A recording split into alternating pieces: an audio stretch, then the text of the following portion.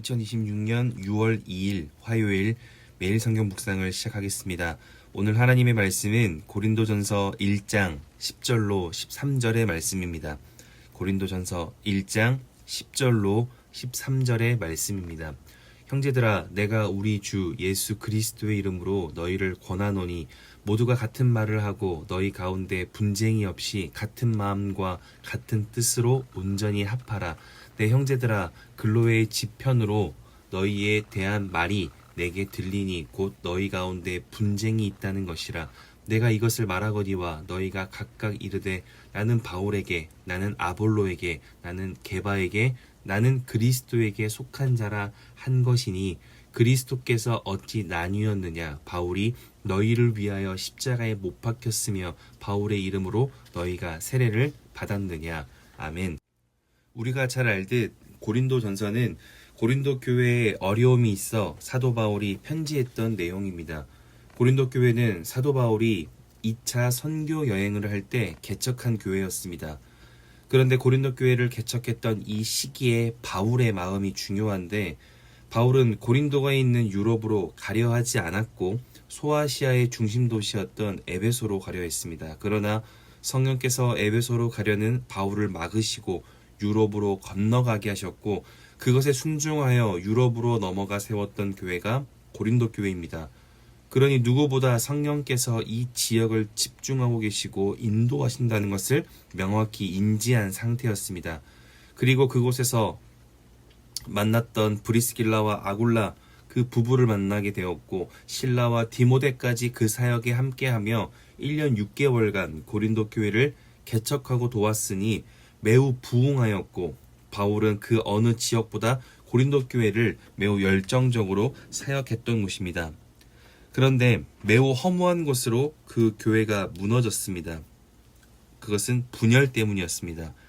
분열이 왜 허무한 것이냐 생각할 수 있지만 오늘 본문을 잘 보면 고린도 교회의 분열은 매우 허무했습니다. 바울은 3차 선교를 위하여 고린도를 떠납니다. 그런데 11절과 12절의 소식이 들려옵니다. 내 형제들아, 근로의 지편으로 너희에 대한 말이 내게 들리니 곧 너희 가운데 분쟁이 있다는 것이라. 내가 이것을 말하거니와 너희가 각각 이르되 나는 바울에게, 나는 아볼로에게, 나는 게바에게, 나는 그리스도에게 속한 자라 한다는 것이니, 고린도 교회 안에 4개 그룹으로 나뉘어 편을 먹고 싸우듯 분쟁이 일어나는 것입니다. 그런데 그 분쟁의 핵심 내용이 무엇입니까? 전부 사람이 핵심입니다. 나는 바울, 나는 아볼로, 나는 게바, 나는 그리스도. 전부 사람이 중심이 되어서 이 사람이 더 나으냐 저 사람이 더 나으냐를 두고 싸움이 일어난 것입니다.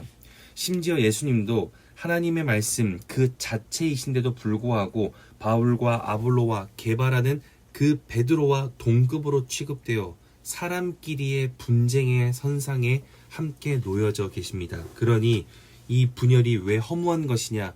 첫 번째로 성령으로 세워진 교회가 사람만 세우고 있기 때문입니다. 자신들은 진리를 위하여 싸운다 말할지 모르겠으나 결과적으로 보면 성령을 세우지 않기 위해 분쟁하고 있으니 이 분열은 매우 허무한 것입니다.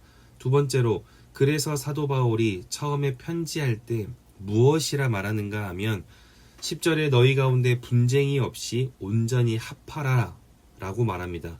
우리는 이 말을 큰 싸움과 큰 갈등이 있어 마음에 분노가 있으니 서로 화해하라 라는 것으로 우리가 이해하기 쉽지만, 그러나 온전히 합하다 라는 말의 뜻은 마음을 진정시키라는 말이 아니라 올바른 상태로 회복하다 라는 말로 마태복음 4장에는 그물을 수선할 때 사용하던 단어입니다.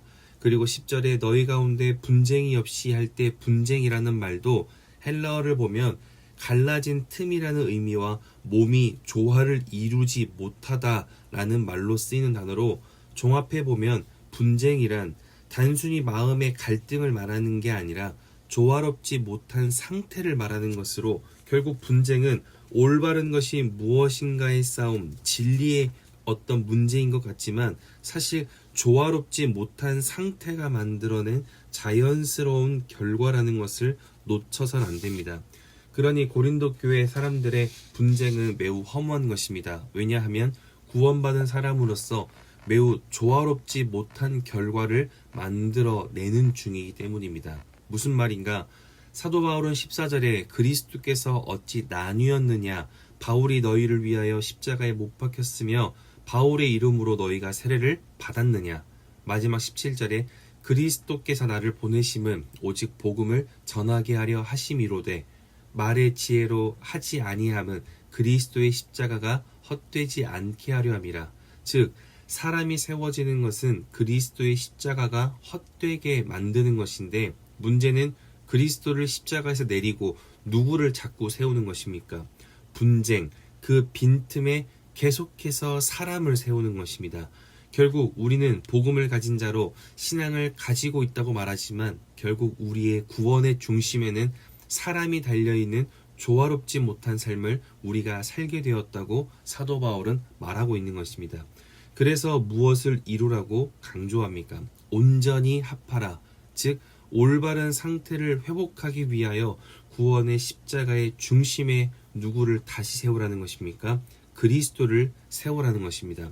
분쟁이라고 하는 조화롭지 못한 상태가 오랫동안 지속되었으면 그럴수록 모두가 더욱 같은 말과 같은 마음과 같은 뜻을 품으려고 노력하고 그것이 온전히 합하는 방법이라는 것을 우리는 기억해야 합니다. 그러니 우리는 오늘 하루 말씀을 통하여 이것을 확인해야 합니다.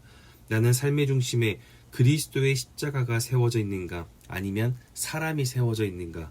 그리고 나는 그리스도를 통하여 다시 이해하고 있는가? 아니면 사람으로만 생각하고 있는가? 내가 마주하는 우리 교회와 우리의 신앙 공동체와 나의 신앙의 모습과 나의 일상을 말씀 안에서 잘 돌이켜 봐야 합니다. 분쟁은 꼭 치열한 전투와 몸싸움으로만 말하는 것이 아닙니다. 분쟁은 서로 어울리지 않고 조화롭지 못할 때 생겨나는 결과입니다. 마음이 상해야만 분쟁이 일어나는 게 아니라 조화롭지 못하니 마음이 상하는 것입니다. 그런데 교회 안에 여러 사람이 모이고 또 일상에 여러 사람이 모이며 각자의 삶이 다르고 각자의 상황이 다르고 각자의 이유가 다 다른데 어떻게 우리가 온전히 합해지며 조화를 이룰 수 있겠습니까? 그래서 교회에서 말하는 그리스도만 자랑되고 그리스도만 이유가 되셔야 한다라는 이 말은 교회니까 하는 말이 아니라 이 세상은 그리스도로만 합해질 수 있기 때문에 말하는 것입니다. 사람은 언제라도 실수합니다. 사람은 언제라도 연약함을 드러냅니다. 그래서 사람의 실수와 연약함이 보일 때에는 그리스도로 다시 이해할 때 그리스도를 통하여 다시 용납되어집니다. 그리스도는 우리를 온전히 합하게 하시는 구원을 이루시는 분이시기 때문입니다. 그래서 우리는 그리스도만 자랑하고 그리스도만 높이는 것입니다. 그러니 오늘 하루 그리스도를 통하여 다시 일상을 이해할 수 있길 바랍니다. 그리스도를 통하여 그 상황을 다시 이해할 수 있길 바랍니다. 사람이 중심이 된 그 어떤 이해와 어떤 상황과 어떤 모임과 어떤 계획이 있다면 그리스도를 그 중심에 다시 세우며 다시 바라볼 수 있길 바랍니다. 왜냐하면 우리는 진리를 위하여 싸우고 진리를 위하여 산다고 말하지만 결과로는 사람을 위하여 싸우고 사람을 위하여 살며 그리스도를 십자가에서 내리는 삶을 살고 있을지 모르기 때문입니다. 그러니 오늘 하루가 십자가의 복음과 전혀 상관없는 날이 아니라 모든 것이 그리스도로 자랑되어지며 모든 것이 온전히 합해지는 그렇게 복음에 어울리는 구별된 은혜가 있는 복된 화요일 될 수 있기를 주님의 이름으로 축복합니다. 기도하겠습니다. 사랑이신 아버지 하나님, 오늘도 말씀으로 우리의 삶을 결단하게 하시니 감사합니다. 우리의 오늘이 그리스도의 십자가가 높아지는 날이 되기를 원합니다. 우리의 오늘이 그리스도의 십자가를 통하여 온전히 합해지는 은혜가 가득하기를 원합니다.